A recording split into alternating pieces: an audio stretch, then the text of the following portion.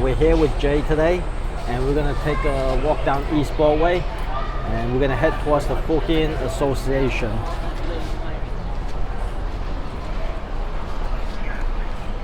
Hey, Jesse. You can see it's a big street, wide street, a lot of stores, you know, so yeah. We had it wasn't just East Broadway and Division. We had Catherine, Market, basically everything this way.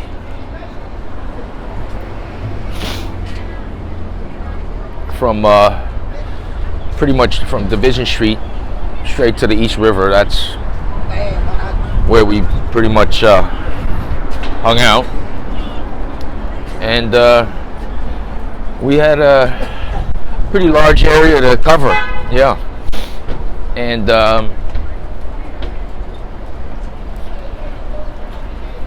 we are now going on the other half of East Broadway, on the other side of Pike Street, which back then didn't have many stores, Chinese stores, that is. And now there's an abundance of it. We're heading up towards the East Broadway Mall. Yeah, East Broadway Mall's up the block on the left-hand side. Sister Ping's restaurant used to be around here. I know there used to be a Lai Jing, the nice restaurant. Where was it? It's gone now. You know, Winnie's Bar moved to East Broadway. Yeah. Yep.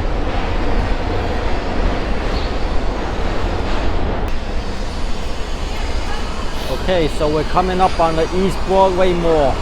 This is Market Street, yeah. Across the street over there used to be the Sun Sing movie theater. So no longer there.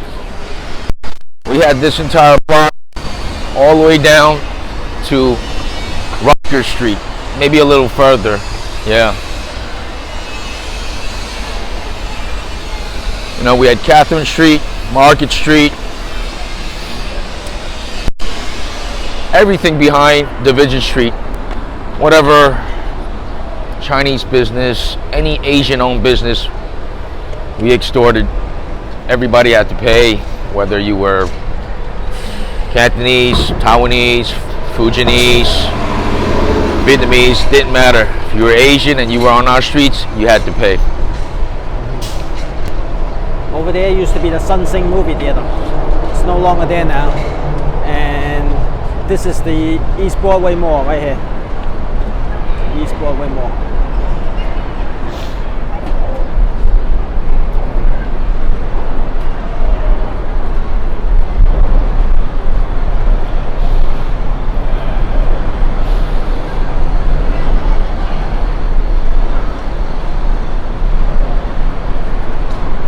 Look, it's all run down now. You see? Yeah. This used to be East Broadway Mall. And then Sun Sing right behind you.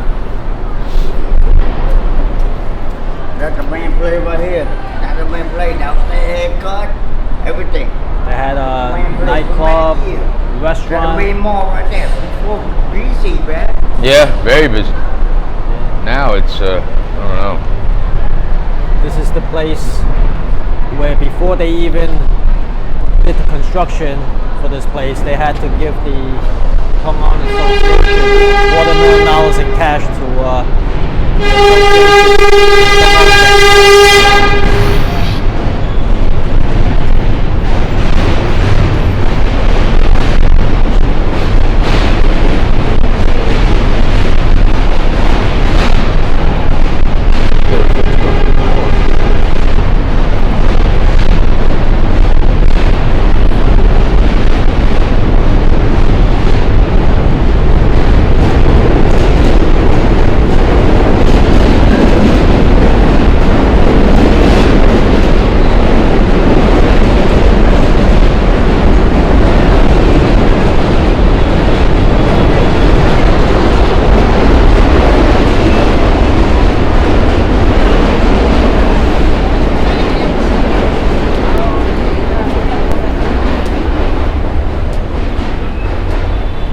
noisy when the train goes by. I remember back in those days when we're watching a movie, when the train goes by, you just hear the train go by. It interferes with the movie.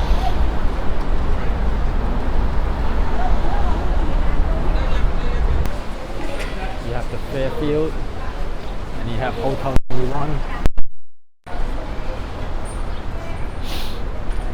Oh, we have a BTK on East Broadway years ago. You would never see that. You would never see that, right, Jay? Yep. Yeah, BTK on East. Much of that, right? One beautiful day in New York.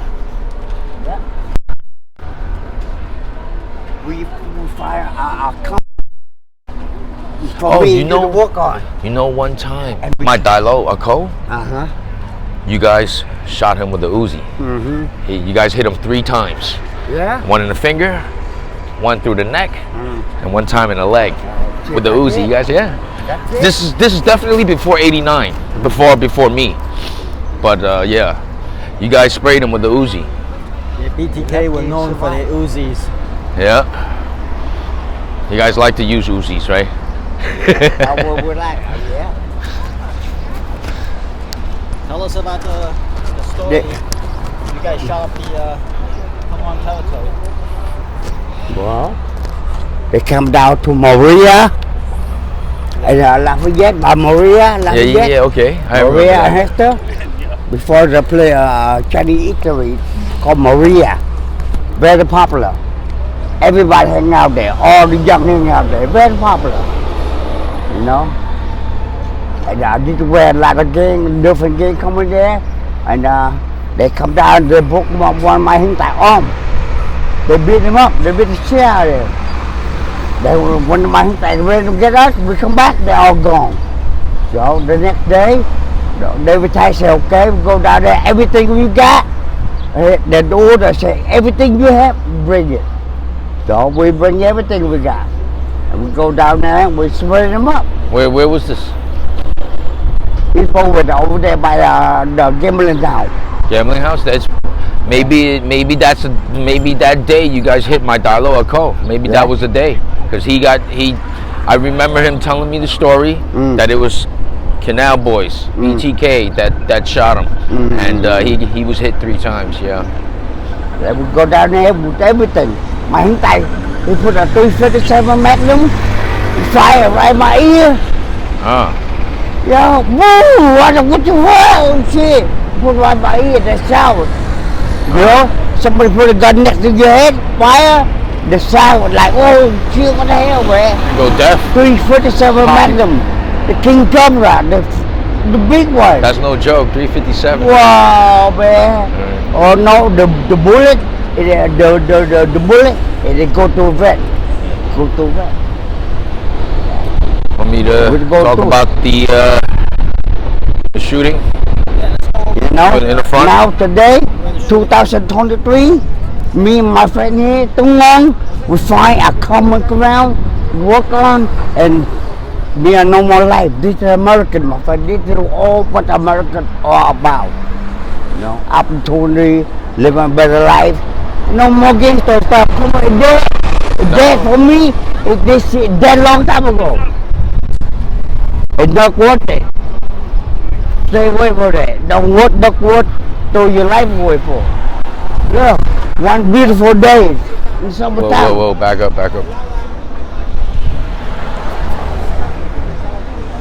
All right, now we're not worried about the shootings and no more killing, no we're more. worried about the bicycles running us down. Yeah, me and my friend, motorbikes, I come around. battery bikes, Those are more the dangerous. city bikes.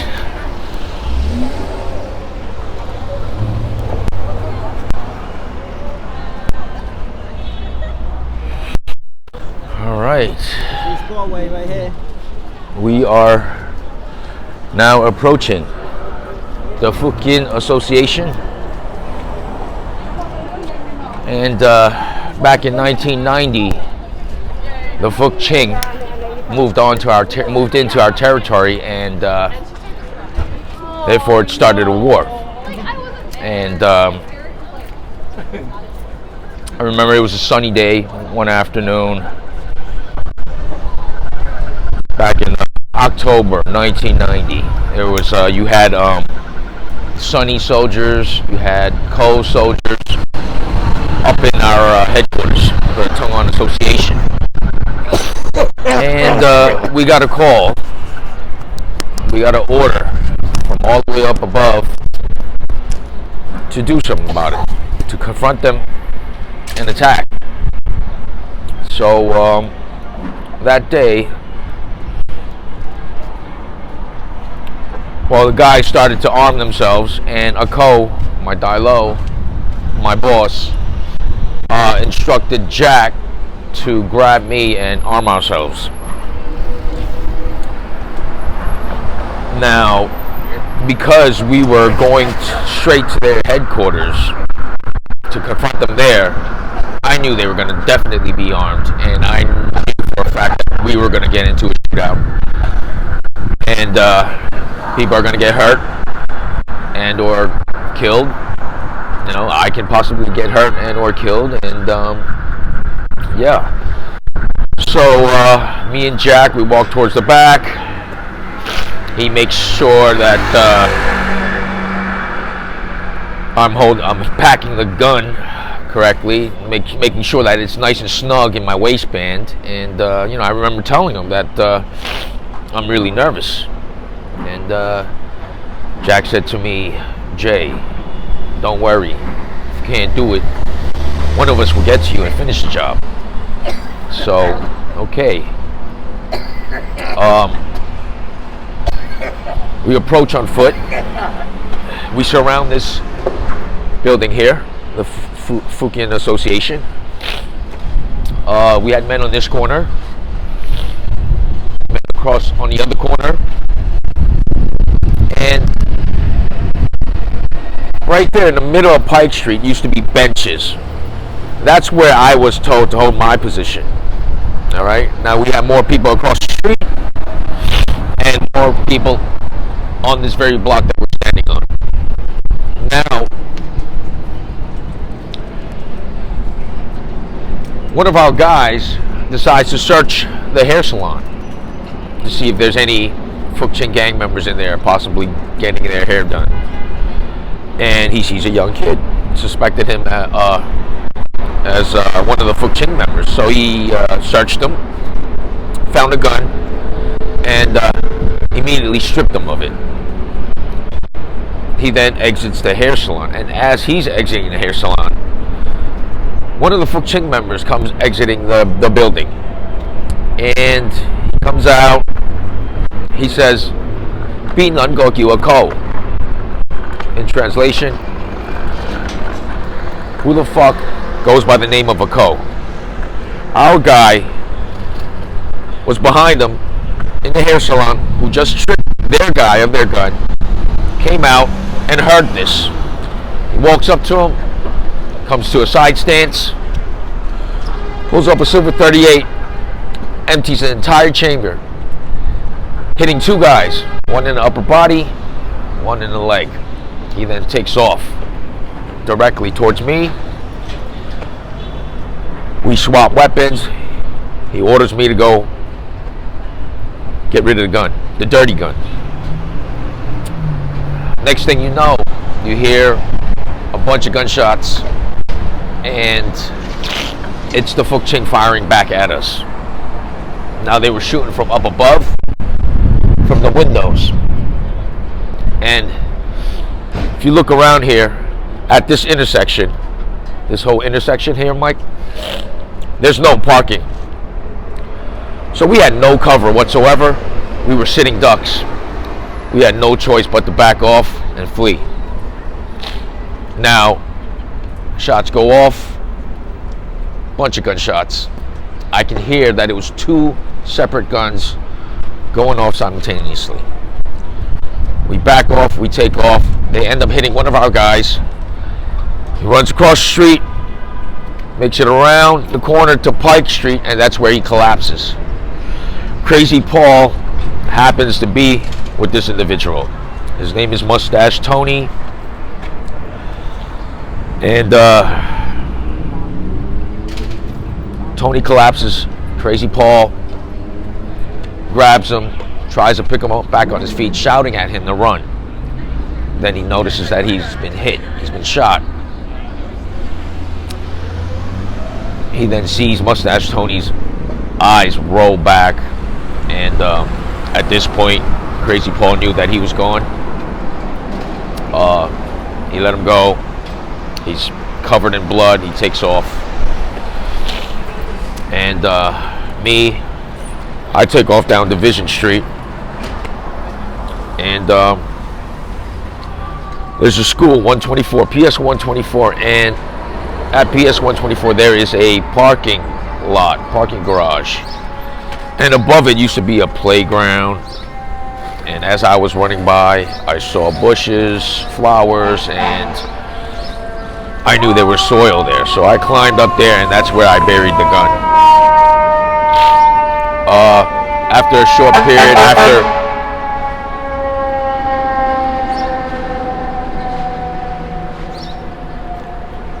after things calmed down, then, you know, I come back, retrieve the gun, and it was disposed of in the East River over at the South Street Seaport.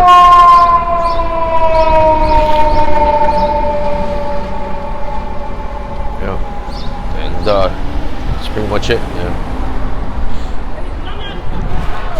All right, so that's the story behind the war between the Fuk Ching and the Tung On.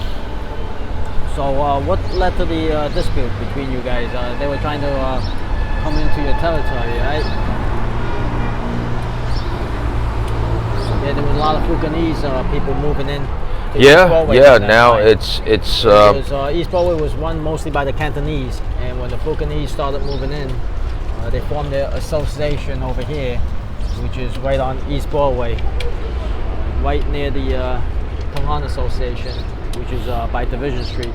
So East Broadway was originally controlled by the Tung On, and by the mid-1980s into the mid-1990s, there was a big influx of Fukienese people coming into the U.S., and they situated themselves here on mostly by East Broadway, is where the stronghold is. And that's the association.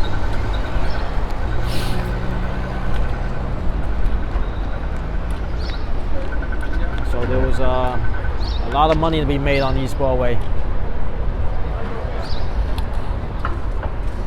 This street alone had you just can imagine all the gambling restaurants, gambling houses. Now even this side of East Broadway. Now even this side of East Broadway has so many businesses. Yeah. Before there was not much on this side. On this side. No. Everything was from the East Broadway Mall all the way up to Chatham Square.